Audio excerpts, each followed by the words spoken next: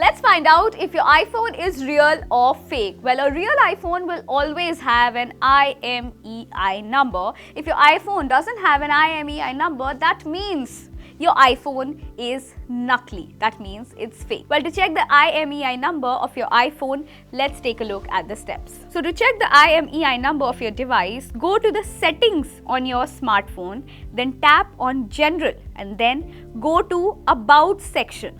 Here, you just need to scroll down and you will see your IMEI number.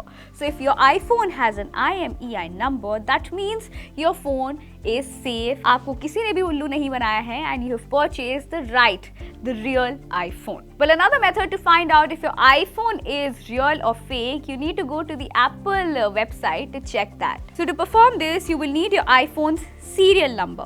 So let's find out how to get the serial number. So to get the iPhone number, go to the settings on your device, then tap on About and then simply scroll down to see the 10-digit serial number. Then simply copy the number and go to the following Apple web page, that is checkcoverage.apple.com.